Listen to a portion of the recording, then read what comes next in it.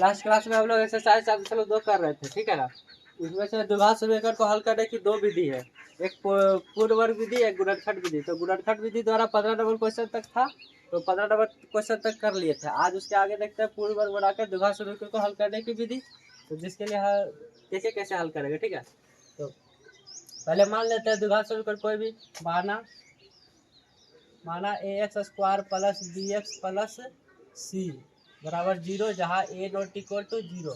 द्विघात समीकरण का व्यापक रूप भी मान लिया द्विघात समीकरण है, एक द्विघात समीकरण है, एक द्विघात समीकरण है,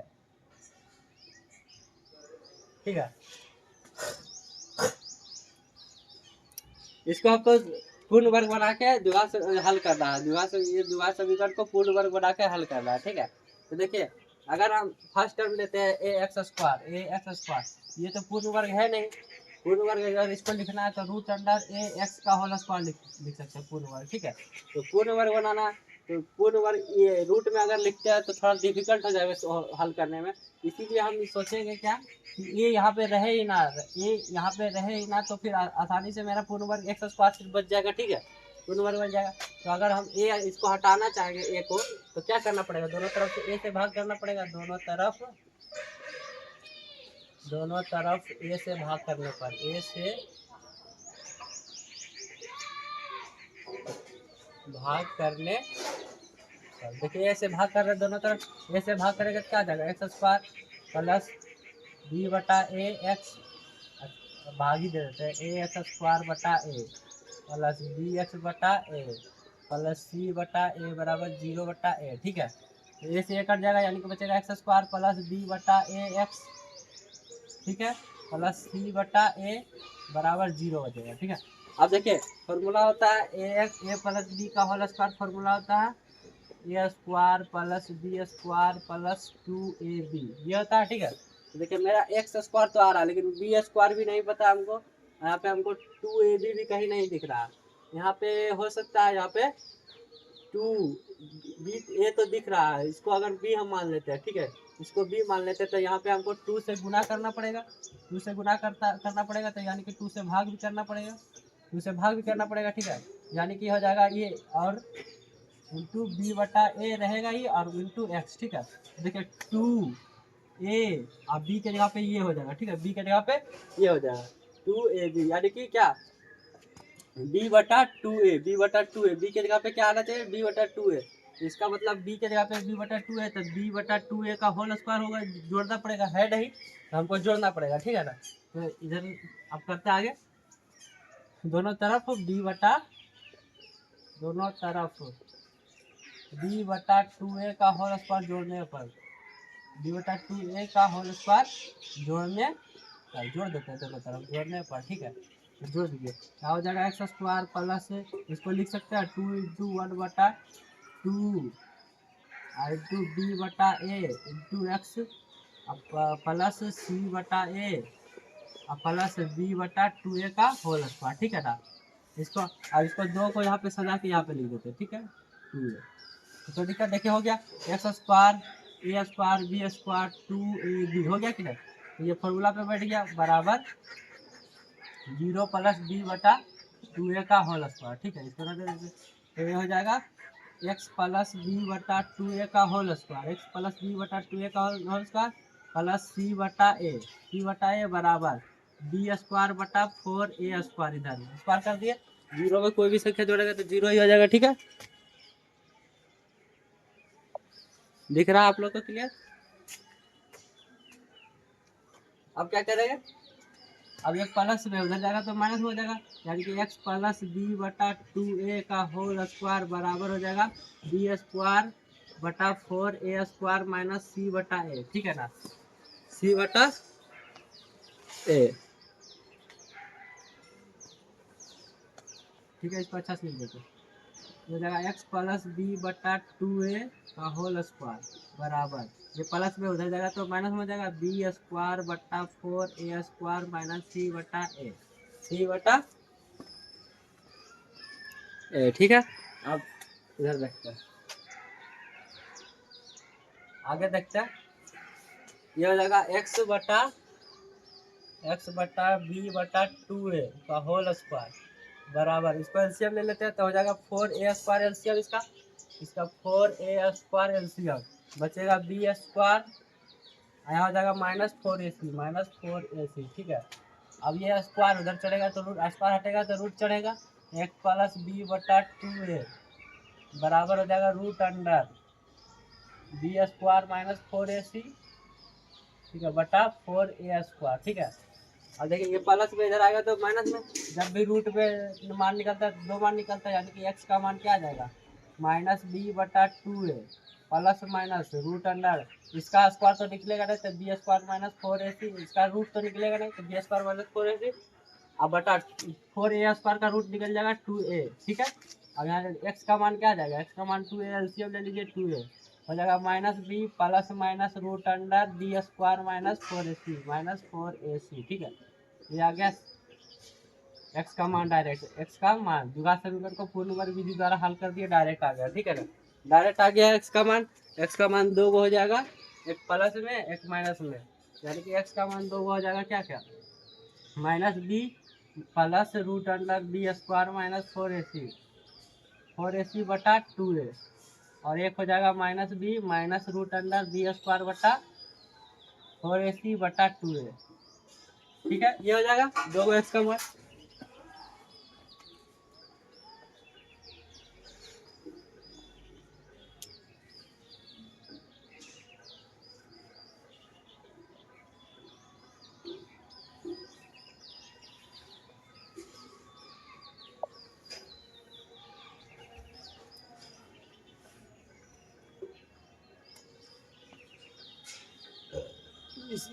यही डायरेक्ट अगर मतलब यही डायरेक्ट विधि को श्रीधराचार्य विधि भी बोला जाता है, श्रीधराचार्य विधि ठीक है। श्रीधराचार्य विधि द्वारा द्विघात समीकरण का मूल डायरेक्ट आ गया, इसी को श्रीधराचार्य विधि कहा जाता है। श्रीधराचार्य विधि द्वारा डायरेक्ट द्विघात समीकरण का मूल दो आता है, जो होता है -b plus minus b square -4ac बटा 2 है, यानी कि दो मान आएगा ठीक है ना। श्रीधराचार्य विधि इतना तक हो गया, अब आगे देखते हैं इसका ठीक है।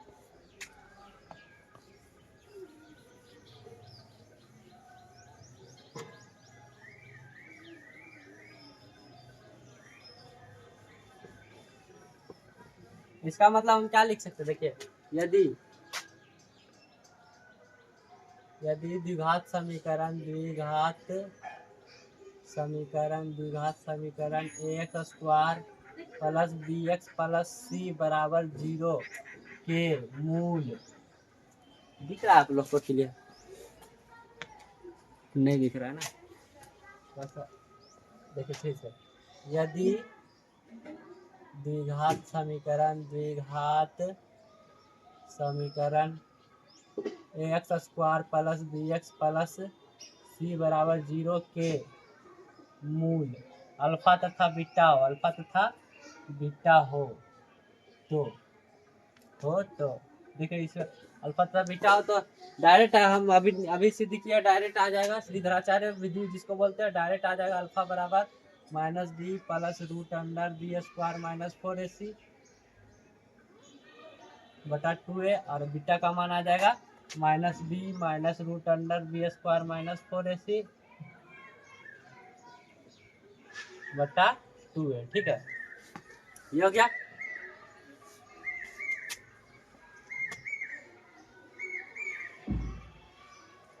और यही बी स्क्वायर -4ac को देखिए यहाँ पे बहुत इंपॉर्टेंट है, बी स्क्वायर -4ac को विवेचक या विभक्तर इसी को इंग्लिश में बोलते हैं डिस्क्रिमिनांट कहा जाता है।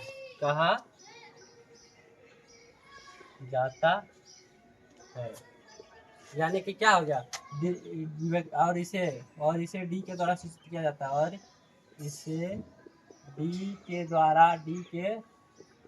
द्वारा सूचित किया जाता है,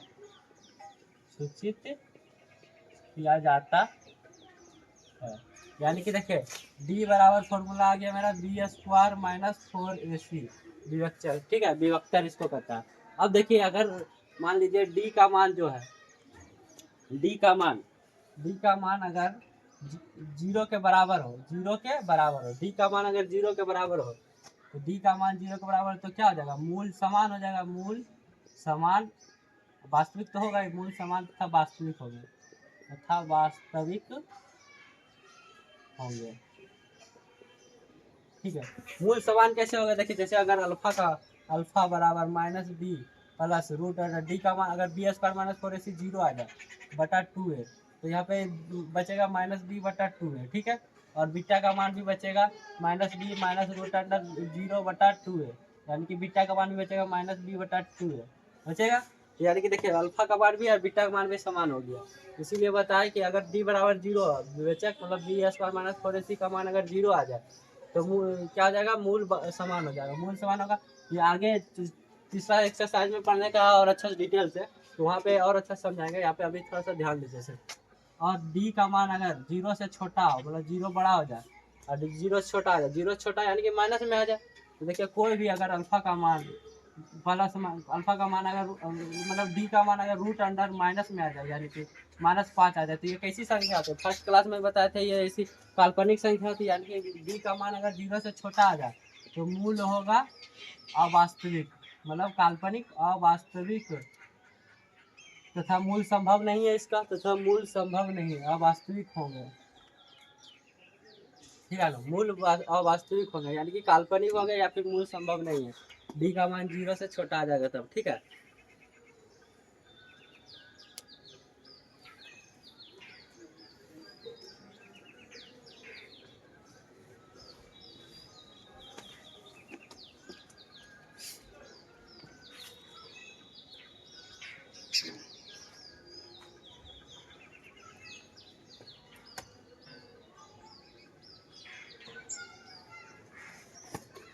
तो इसको हम ऐसे इस तरह भी लिख सकते हैं, अल्फा का मान इस तरह भी लिख सकते हैं, minus B plus root under D बटा टू है, ठीक है। और बीटा का मान हो जाएगा minus B minus root under D बटा टू है, ठीक है।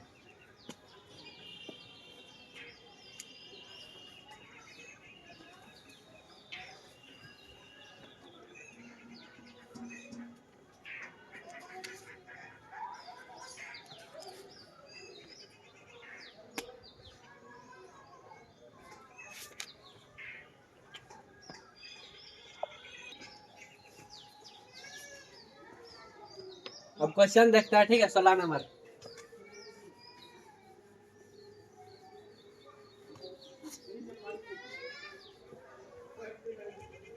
सोलह नंबर दिया हुआ पूर्ण वर्ग बना के हल करने की विधि द्वारा निम्नलिखित द्विघात समीकरण को के मूल ज्ञात करें यदि संभव हो तो, ठीक है। तो कोई भी आप हम जिस तरह हम जोड़ के बनाए, मतलब पहले ए से भाग किए फिर जोड़ के बनाए, उस तरह आप कोई भी द्विघात समीकरण को हल कर सकते हैं, लेकिन हम यहाँ पे डायरेक्ट मूल निकालेंगे श्रीधराचार्य विधि द्वारा, ठीक है। तो 16 का पहला देखते हैं। 16 का पहला है 5x² - 6x - 2 बराबर 0,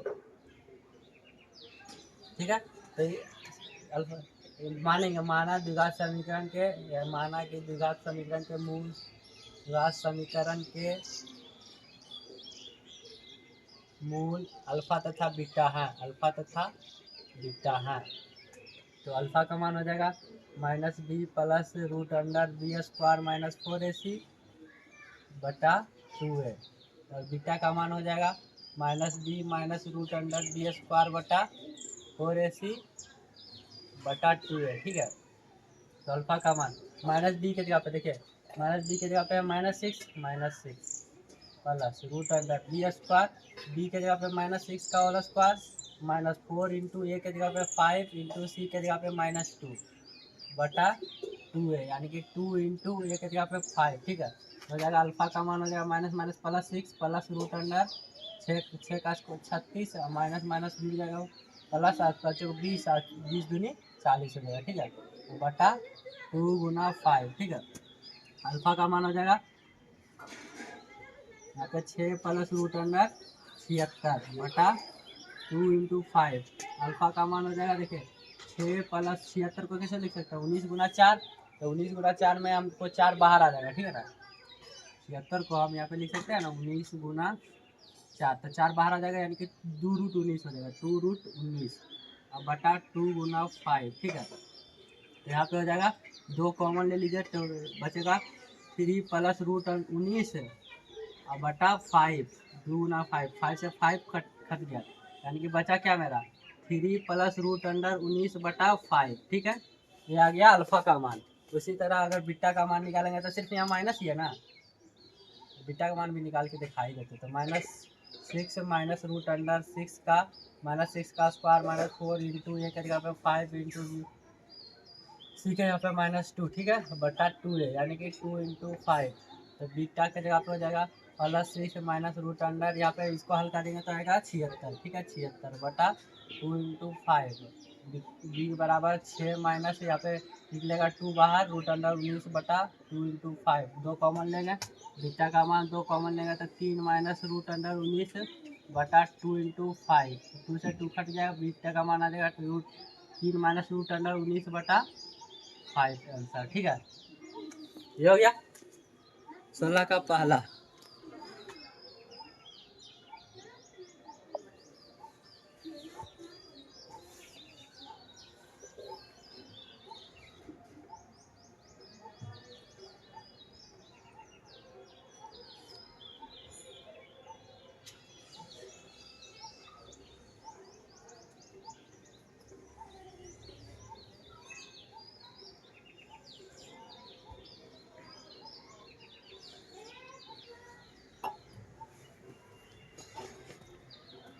सोलह का दूसरा देखते हैं।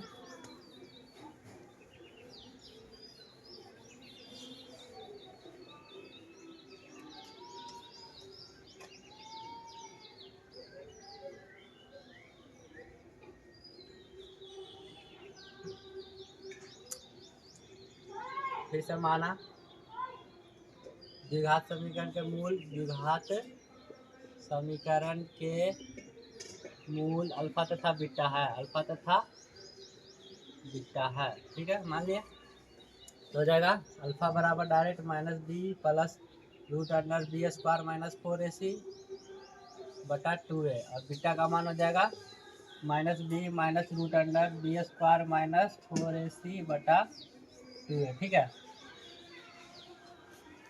तो मान बैठा दीजिए, सिर्फ अल्फा का मान हो जाएगा -b की जगह पे -2 -5 है, -5 प्लस रूट अंडर -5 का स्क्वायर -4 इंटू 2 इंटू 3 बटा 2 इंटू 2, ठीक है, एक आवर 2 है, यानी कि हो जाएगा अल्फा का मान माइनस माइनस प्लस प्लस 5 का स्क्वायर 25, आप 4×8 किया 24, 24 में से 25 में से 24 गया तो एक का वर्गमूल 1, ठीक है, बटा 4, यानी कि आ गया अल्फा का मान 6/4, यानी कि 3/2 आंसर, ठीक है।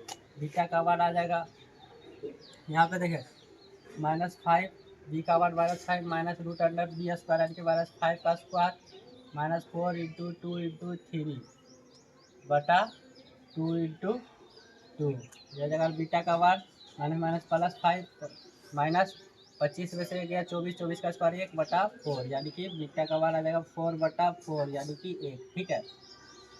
यह हो गया इसका, तो आगे देखते हैं फिर।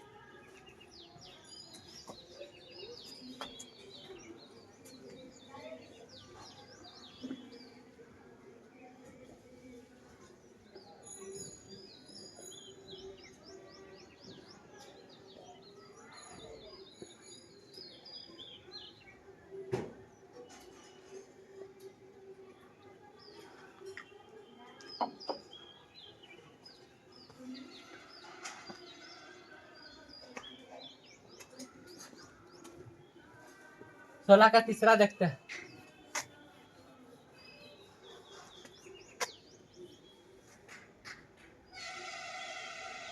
यहाँ 9x² -15x प्लस 6 बराबर 0, ठीक है। इसको फिर से माना द्विघात समीकरण के मूल द्विघात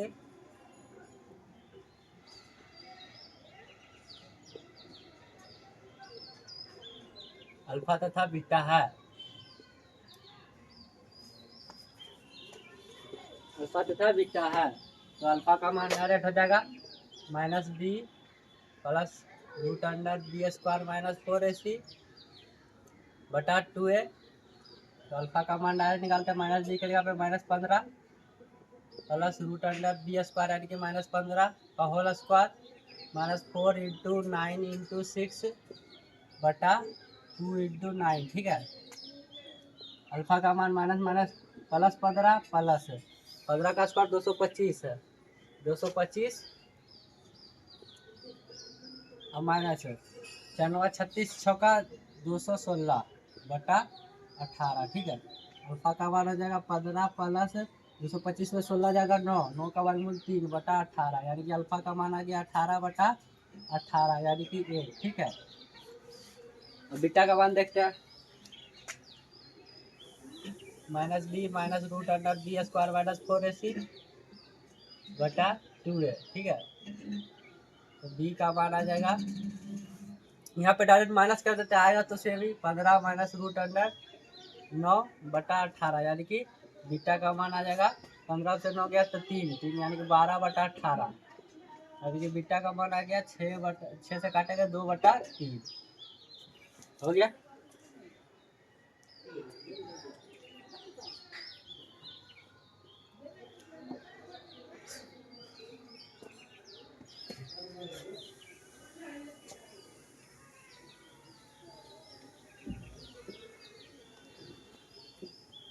सोलह का चौथा देखते हैं,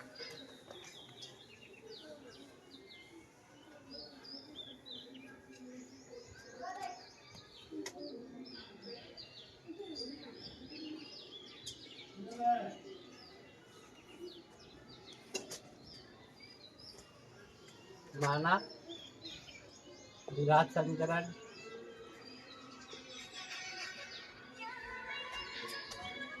के मूल अल्फा तथा बीटा है, तो अल्फा का मान direct minus B plus root under B square minus 4ac बटा 2a और बीटा का मान minus B minus root under B square minus 4ac बटा 2a। ठीक है, तो अल्फा का मान हो जाएगा माइनस बी की जगह पे -9 प्लस रूट अंडर -9 का स्क्वायर -4 इंटू 18 इंटू 1 बटा 2 इंटू 1। ठीक है, तो अल्फा का मान आ जाएगा 9 प्लस रूट अंडर 81 में से 72 गया 9, 9 का वर्गमूल 3 बटा 2 यानी कि 12 बटा 2 यानी कि 6।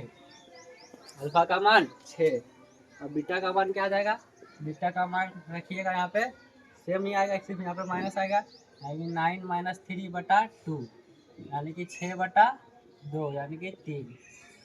ठीक है, बीटा का मान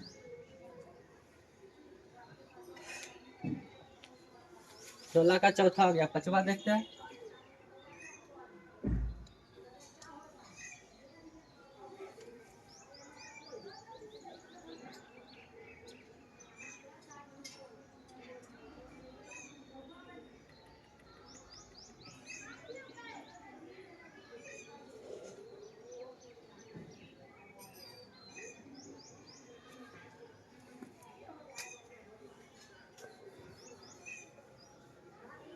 सोलह का पांचवा देखते हैं, लास्ट क्वेश्चन रहेगा आज के क्लास का। 2x square plus x plus 4, ये देखिए ये देखिए के लग रहा है कि अगर b का मान निकालेंगे तो बी स्क्वायर माइनस 4ac, तो बी स्क्वायर यानी कि 1 का स्क्वायर माइनस 4 इंटू ए का मान 2 इंटू सी का मान 4 यानी कि 1 माइनस 4 चक 16 2 32 यानी कि -1 में आ रहा है ना, -31 आ रहा है, -31। इसका मतलब क्या, अगर डी का मान देखे 0 से छोटा आ गया, डी का मान 0 से छोटा हो गया तो क्या होगा, मूल काल्पनिक यानी कि अवास्तविक हो गए, इसका मतलब मूल संभव नहीं है इसका। ठीक है ना, 16 का 5वां नंबर मूल संभव नहीं है यानी कि कोई हल नहीं है, हल संभव नहीं लिख सकते, मूल अवास्तविक हो गया और लिखेगा हल संभव नहीं है, हल संभव नहीं है, इसका आंसर यही हो जाएगा। ठीक है, 16 का 5वां, तो 16 का 5वां तक ही रहने देते आज, इसके बाद बचा 17 18 19 और 20 नंबर 21 नंबर तक है ना। ठीक है, नेक्स्ट क्लास में आप देखते हैं।